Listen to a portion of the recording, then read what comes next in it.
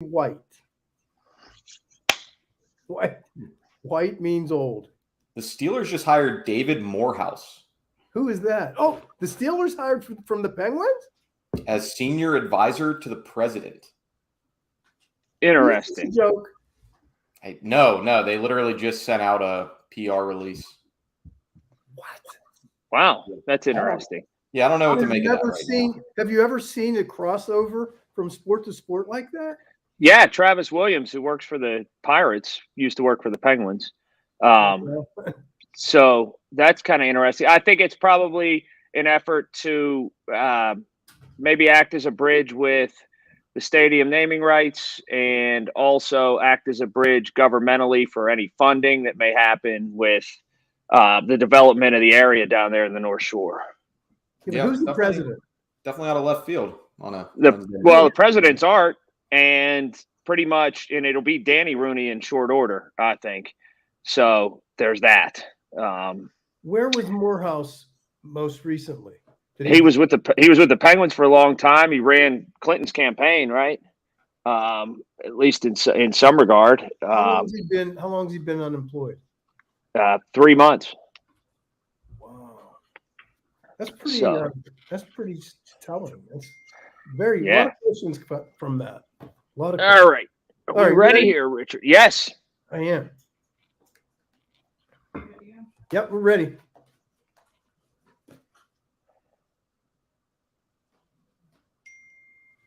Who's going?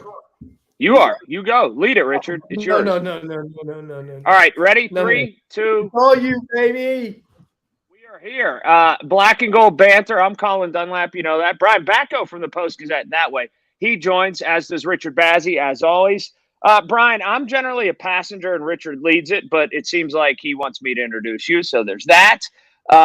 So I do that. Thank you for joining us this week. We really do appreciate it. Yeah, no problem. I got the St. Vincent Bearcats bucket hat on. The sun is shining through the window, so you get the ambiance as if I'm at training camp, even though I'm at home in my kitchen right now. Yes. Well, you got a lot to live up to, considering the last person we had on was Pat Narduzzi, who made national news and blew everybody up. So there's that. I think the first thing, Richard, that we have to talk about is, and at least this was my thought, because Brian's boots are on the ground. He's there every day. He sees this in the flesh. Everybody wants to make a lot about the quarterbacks, and this quarterback's getting X amount of reps. This is happening in 7 shots. This is the fact that no quarterback is rising to the top and nobody is shining. I look at it through this prism. Maybe the defense is pretty damn good. Am I allowed to do that, Brian? Yeah, you can do that, and you can look at the extenuating circumstances for each of those quarterbacks. I mean, right now, as we sit here on Wednesday afternoon, Deontay Johnson's holding in. Chase Claypool's banged up. Pat Freiermuth is nicked up. Najee Harris is day-to-day. So those are 4 pretty darn good offensive players that are not at the disposal of Mitch Trubisky in that first-team offense. It's a little bit different when Cody White is trying to make a catch in the corner of the end zone than Chase Claypool, for instance. So it's definitely early, but one piece of feedback that I don't really understand from fans and readers right now is this complaint that we're overanalyzing the quarterback competition. Well, what do you think we're going to do? It's the first one post Ben Roethlisberger. Everything matters at this point. And this is something that you're going to look back on years from now, and you're going to probably want to know the details of Kenny Pickett's rise or Mitch Trubisky's start or what exactly happened here in 2022. Brian, I think that's great perspective. And I know you're not really at training camp right now, but you have been. Yeah, I have not missed a practice yet, so the timing is good. Yeah, so I mean, honestly, it's great, and I can't wait to pick your brain. But I want to get into a little bit more. Colin and I kind of know each other, and we take and I kind of take his professional expertise for granted sometimes. But the two of you together is a real powerhouse. Brian, how long have you been with the Post-Gazette? I think it'll be 10 years in December. I started as an intern there. Worked on the copy desk at night for 3 or 4 years, editing and proofreading and writing headlines. And then I covered high schools for a couple years, then a couple years on Pitt football. And this will be my 4th season on the Steelers. I mean, I certainly have never met you, but I really do know your name. And are you from the Steel Valley area? No, but I have some relatives who are, including a 3rd, 4th cousin with the exact same name as me, which we didn't figure out until my dad and his dad saw each other, and I think he was like 16, I was like 10. So yeah, they're related, but I'm from the North Hills. Okay. Yes, because I'm from the South Hills, and I did recognize that name. But I do, and I have seen you, and I do read. You have some really great perspectives, and you tell it like it is, which appreciate that, Richard.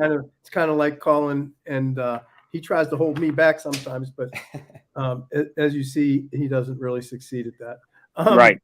But I remember you calling last week. Or when we did Pat, you said, "Oh my God, this guy." I asked a question. I don't even know what it was, and I think you were so blown away that I would ask the question. But I mean, I don't even know what it was. Anyway. Well, it's kind of nice that I'm following in Narduzzi's footsteps on the show, because I did cover him for 2.5 years when I was on the pit beat. So certainly got to interact with Pat a lot. And, that candor that shined through in your interview with him was something we saw pretty much every day down there on the South Side. And he didn't care. He doesn't care. I mean, no. I mean, I think had him on his show the next day, Colin, right? And he doubled down on everything. Right. And he wants to come back on the show and talk some more. I think he was kind of like that at Michigan State, but that was when he was in the defensive coordinator chair, so he could be a little bit more unhinged. And if people thought he'd get buttoned up now that he's the head coach at Pitt, I don't think that was the case. And, certainly he's feeling his oats now, and rightfully so with the success they've had. So he's even more of a big personality and not afraid to share that opinion, whether you agree or disagree. Absolutely. I agree with that. And that's a great point. So I love talking Steelers. Colin loves talking Steelers. We do that. Basically, we really do it 52 weeks a year because there's always something going on. But, you said you went through about 4 players that were either banged up or had some questions right now. And Najee Harris was one of them. And, when I read that about Najee Harris, I thought I played the what if game. And the what if game to me was, what if that's serious? What if he can't go for the first 4 or 5 games? What do we do? What plan does the Pittsburgh Steelers have in place to mitigate that? Is there any? It's hard to say. I mean, we really didn't see it all last year. He was so durable as a rookie, right? I mean, you could always count on him being out there. He got a little bit of that arm injury at the end of the season, and he was maybe not at 100% for the playoff game. But yeah, if you're talking about him missing any amount of time, really, it's not like they have a clear-cut number 2 back. I mean, Benny Snell has served in that role since the James Conner years, and Anthony McFarland that has some traits that you like. And now there's these 2 undrafted guys that the Steelers picked up. They didn't bother taking anybody in the 7 rounds, but this Jalen Warren's been kind of an early camp surprise, which is nice to see. I just think that if something did happen, to answer your question, Richard, long-term, God forbid, they'd probably have to look around the league, whether that's in a trade or see who's available, because it just seems like the backs on the roster right now, they either lack the experience or, I guess in Benny Snell's case, they lack kind of the ceiling that you want out of that bell cow back, which Mike Tomlin likes to use so often. Yeah. Well, that's the whole point. And I think that, Richard, you and I have touched on this before. Mike Tomlin seems to have, and it's not a narrow view. I actually think it's a practical view. And he did this with now 2 different backs. He did this with the end of Willie Parker's career. He did this with Le'Veon Bell. And now you wonder if he's going to do it with Najee Harris. And I agree with it. Who cares if he's your back in 5 years? Let's worry about this game, then the next game, then the next game, then the next game. And we'll take care of the future when you take care of the future. Do you think that's tactically a good plan, especially with a position such as running back? Blow it out if you have to and worry about next week. Yeah, I mean, I think it's a pretty good philosophical discussion for the modern NFL. I mean, what's the best way to go offensively? Is it a true workhorse running back like you saw back in the day, or is it this by committee that's becoming more popular over the years? There's good points on both sides, right? I mean, number one, you take the Najee Harris, Le'Veon Bell approach. You're getting the ball in the hands of somebody who can, make a play every single time, and that. On the flip side, you worry about durability. You worry about, like you said, Colin, kind of the long-term aspect. I mean, I think that matters a little bit more with Najee, given that he was a first-rounder, than it did with Lev Bell as a second-rounder.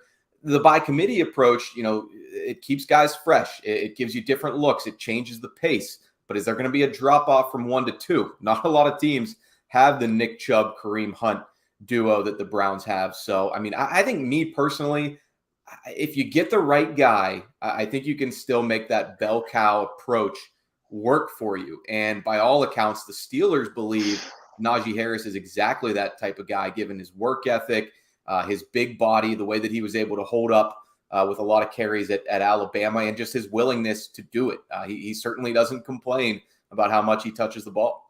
Like, I don't care about 2026. I care about the Bengals on September 11th. Yeah, and I agree with that. I agree with that. But what my bigger point isn't really by committee. It's having the number 2 and 3 back that really are good backs. And I'll be honest with you, I don't see that.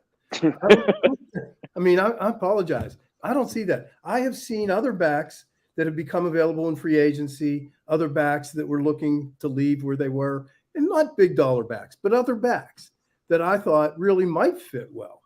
I didn't think the guys that we have right now, I didn't think they were those guys. And I don't know, that's why I played that what if game, and it scared me.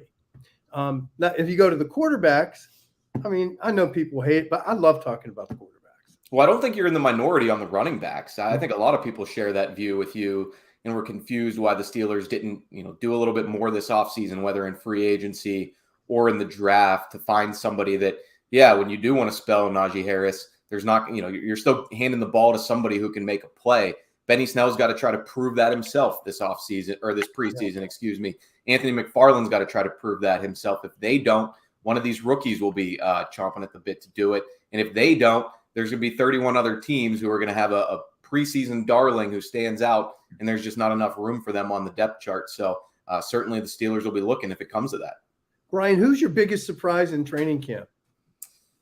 Oh, man, biggest surprise. Yeah, I mentioned Jaylen Warren at running back. One of these undrafted guys who, he's taken advantage of, the opportunity with Najee down. And, you throw those pads on, and that's kind of where the running backs get their time to shine, because it's not full, football-like, and you're probably not going to take a huge hit, but you can bounce off people and draw some oohs and ahs from the crowd up there at St. Vincent. One guy who I think is pretty interesting, and he's one of those guys who just doesn't go away, is Robert Spillane. Last time we were in Latrobe, he was just fighting and scratching to be on the roster. And when I talked to him on report day and brought that up, he said, I'm still fighting and scratching. The unspoken part is I want to be the starter, right? I want to overtake Devin Bush or Myles Jack. I don't think you're going to overtake the guy they just signed this offseason. So it kind of comes down to that classic, overachiever who didn't get picked at all to the top 10 guy who hasn't lived up to expectations. And Spillane, I know people have seen him in real games struggle in coverage, but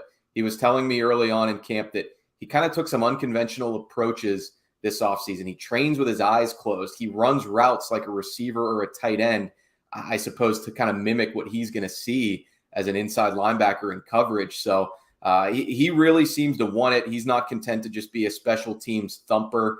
And if he can kind of figure it out, that'll put some pressure on Bush for sure. Answer me this, because this question has just been intriguing me. Everybody says Stephon Tuitt retires, right? And we get that. We understand it. It's protracted out, probably longer than it should have been. But Cam Hayward is there, and Tyson Alualu is there, and you go ahead and get Ogunjobi, and people think, okay, 1, 2, 3, here we go. Am I all right to not think that it's a slam dunk that Alualu will come back, because he's north of 30 years old? He's already injured in camp, and that whole default that Tyson Alualu is just going to be fine, is going to make it through a year. I got to see it before I believe it. I'm really worried about that position and that guy, not because of his preparation, just because age wins a lot of time, man. I don't think you're in the wrong at all, Colin. And just look at where he is right now. He's on the PUP list.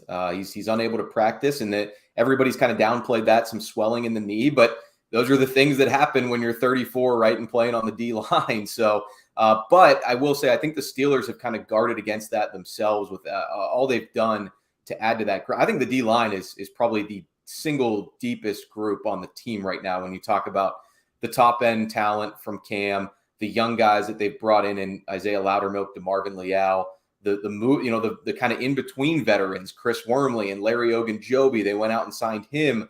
I don't know if he's Alu insurance or if he's somebody who's going to be playing next to him when they're in that 3-4, which they hardly do anymore anyway. But Right. teams are going to try to run the ball on the league's worst rushing defense. You might need to get in that mode. So, no, I mean, Alualu's he's got to show it. I wouldn't be surprised if this is maybe his last year in the NFL. He's had his kids up with him a lot up there in St. Vincent at camp. It's his last year under contract. You kind of get the sense from guys like that. All right, I know that, my days are numbered a little bit in this league. So he's a really good dude. Hopefully he can come back strong, but I wouldn't blame anybody for being concerned at his age and coming off a major injury. You're going to need to have some other answers there just in case. So that's a great point. And he is a great guy, and he does come in here. And so we all know him. Yeah, a Wexford guy. Yeah, he's a good guy. He really is a good guy. So I wish him the best. But I do like everything. I love our defense. I just and somebody, and I think Colin and I have even talked about it. When people say to me, I don't understand, really looking at what we have now, I think we have the potential to win the division. I really do. And I think that, and this is my prediction. I predict that Joe, what's his name? Yeah, you can't stand him. Why do you hate Joe Burrow so much? I think it was the suit he wore to the Super Bowl. I think that now you're in the minority. I don't think anybody. There's not too many Joe Burrow disbelievers out there. Here, want to know? Here's the backstory here, Brian. Richard loved him. He was okay with him. He thought he was good. Then the week, because you have so much time to kill and media to do, the week between the AFC Championship and the Super Bowl, Richard did a total 180 and went south on him because he wore these trendy sunglasses, got all Namath on people, and Richard thought he was turned into a total phony in 5 days' time. That is the absolute truth. Am I wrong about that, Richard? I wish you were, but you're not. As a matter of fact, these glasses were mimicked from him. So I did like it. But a little too much swag for Joe Burrow for your taste. Yeah, a little. Did you see the suit? Come on, Joe. Win the game. If he would have won the game, no problem, but he didn't. So I love the Steelers defense. I love everything about them. And people say to me, what about the quarterback? I don't think it matters. I don't think it matters whether it's Trubisky or Pickett. I don't think it matters. And what matters to me more than anything, and you're the pro, I sell cars. So I just have a lot of opinions. But the biggest holdback I have on that is it's not positionally, it's not a quarterback, it's not the D-line. I think we're solid. I love Brian Flores and addition to the defense. I love our defensive coordinator. I love everything except one thing. And it's not that I don't love this one thing, it's that I question it. And that is the offensive coordinator. So I'm concerned that might be our only flaw. It could be, and here's why. And I'd really like your input on this.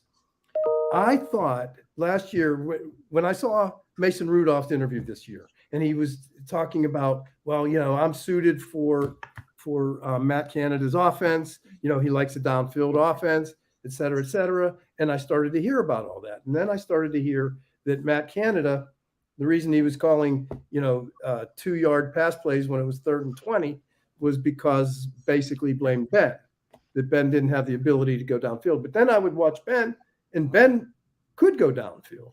So I didn't know if the lack of production from that offense was because he was trying to call plays around what Ben's supposed weaknesses were, or if that was just him. Because I think that if, in fact, he is a great offensive coordinator, I think he has the tools to win. Yeah, it's hard to say. And maybe we won't have a great answer for that until one of those guys does a tell-all about the 2021 season, right? I mean, I think we always kind of assume there'd be some level of friction, and you could sense it at times in their interviews. Even though everybody fell on their sword, it almost became comical each week how much they were doing. So, I think, to your point, I think Ben could go downfield at times. I don't think he could do it as consistently as he once did. I think that hurt the offense. I think the play calling hurt the offense. I think the offensive line hurt the offense. So that's really where I'm at. I've got questions about basically every level of that operation, from quarterback to the guys blocking for him to the guys catching for him. So I agree with you. I think the defense is going to be really good. I think it's going to be an elite unit in the league with that core that they have, the role players around them. I'm not concerned about them bouncing back from 2021. I'm lukewarm on the offense. And that's why I think talk of division titles, making a run in the playoffs, the quarterback always matters. I think there's a ceiling sort of that they can't really reach until they find that guy. Yeah, I agree with that. But I do like both. I like Trubisky and I like Pickett. I really do. Again, and you see this, and I'm sure you've probably seen, it's very hard, I'm sure, to change the speed going from college to the NFL. Speed of the game changes, they say. I think part of what Kenny's feeling right now is probably just an adjustment period. And to be fair, they haven't even had 2 full weeks in practice yet. Yeah, so, I mean, that's the society we're in, right? We need to figure everything out the day that it happens, the second that it happens, where there's not as much patience to let it play out. But I've already seen Pickett improve, and I think it's human nature. You go from being the alpha dog, not just on a team, but probably in an entire conference of college football, and then you come here, and yeah, you're not going to have that same level of confidence and comfort. Really, really curious to see what he does in those preseason game settings, because being a gamer is a real thing in football. So people, I do think, lose sight sometimes when we're praising Mason Rudolph or we're down on Trubisky or Pickett. This is practice that we're watching at the end of the day. I just have one more question for Brian, but this one is, it borders on philosophical, I guess. In the last, 72 hours, really, it's only been, Mike Tomlin has had this revelation in which he's active on Instagram. He's interviewing people. I think we've seen, Brian, more personality from Mike Tomlin in the last week than we've seen in the last 5 years on social media.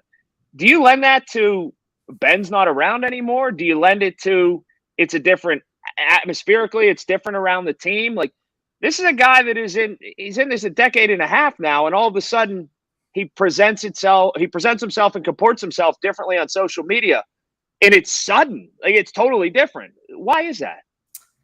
Man, I hesitate to try to crawl in Mike Tomlin's head, but I guess I will analyze him probably in the same way that he would with a lot of his players and does with us when he meets with us.